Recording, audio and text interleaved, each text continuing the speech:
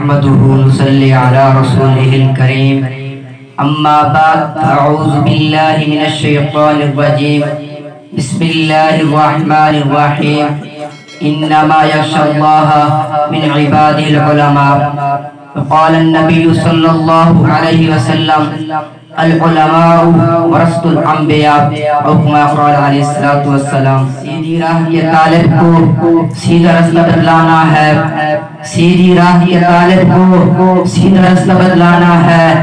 یاد رکھو باطل کا نام ہر دور میں دیوبند نہیں مٹانا ہے.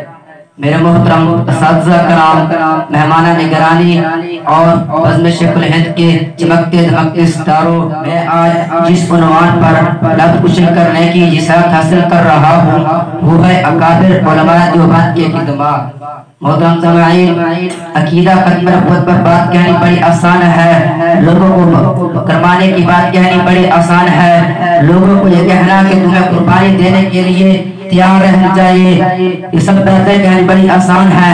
اگر میرے اکابر علماء دیوبند نے قربانی کی ابتدا کی ہے. علامہ انور شاہ کشمیری رحمت اللہ علیہ بڑھاپے کی حالت میں دارالعلوم دیوبند سے بھاولپور کی سرزمین پر ایک عورت کی آواز پر لبیک کہتے ہوئے عقیدہ ختم نبوت کو گھس کر بیان کرتے ہیں اور نظائی مناظر سلم الثبوت کی عبارت تواتر معنوی کو بدل کر پیش کرتا ہے تو علامہ انور شاہ کشمیری عدالت میں کہتا ہے محترم جج مرزائی مناظر نے عبارت بدل کر پیش کیا ہے تو محترم جج کہتا ہے شاہ جی تمہارے پاس کتاب موجود نہیں، اب کیسے کہہ سکتے ہیں؟ تو علامہ انور شاہ کشمیری جواب دیتے ہیں کہ محترم جج میں نے اس کتاب کا مطالعہ آج سے 36 سال پہلے کیا تھا، اگر بات میری غلط ہے تو میں شکست لکھ دوں گا. محترم میں اپنے اکابر علماء دیوبند کی کون سی کتاب آپ کے سامنے پیش کروں. میرے اکابر علماء دیوبند کی کتاب سے تاریخ کی اوراق بڑی پڑی ہیں. مولانا محمد علی جلندری رحمت اللہ علیہ 1956 میں ملتان میں جیل کاٹ رہے تھے. حضرت جی کے بڑے بھائی حاجی صاحب کا انتقال ہوا، حضرت جی جیل سے باہر نہیں آئے. پھر ایک وقت آیا کہ حضرت جی کے بھائی حاجی اسماعیل کا جنازہ اٹھا، کچھ وقت کے لیے رہا کیا گیا.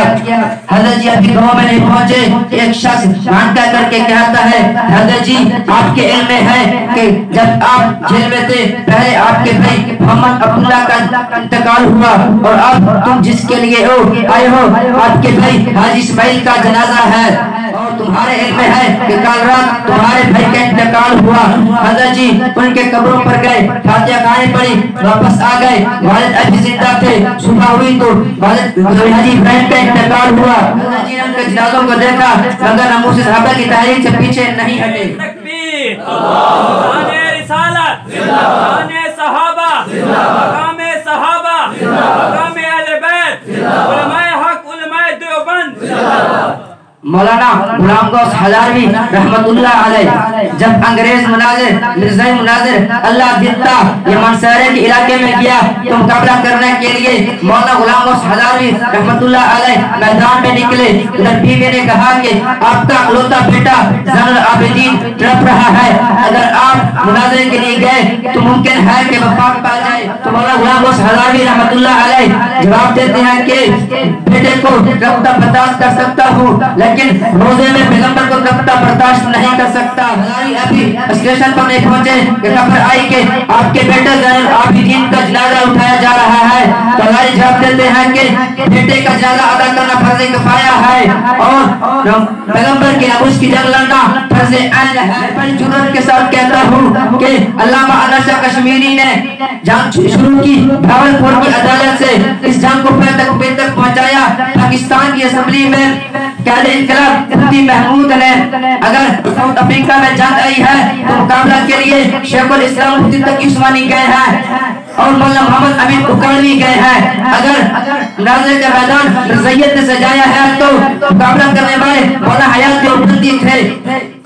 اگر رضیت تحریری میدان میں نکلے ہیں تو مقابلہ کرنے والے علامہ انور شاہ کشمیری دیوبندی تھے. اگر ناموس صحابہ کی جنگ لڑی گئی ہے تو مقابلہ کرنے والے مولانا عبدالستار توسی دیوبندی تھے، مولانا حق اللہ جلوی دیوبندی تھے.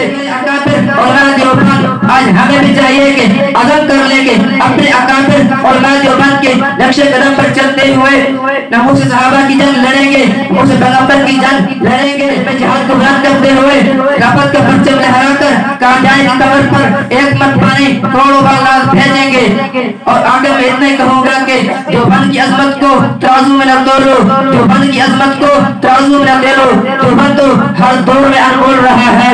اللہ تعالیٰ سے دعا کہ اللہ تعالیٰ ہمیں اپنے اکابر علماء دیوبند کے نقش قدم پر چلنے کی توفیق دے۔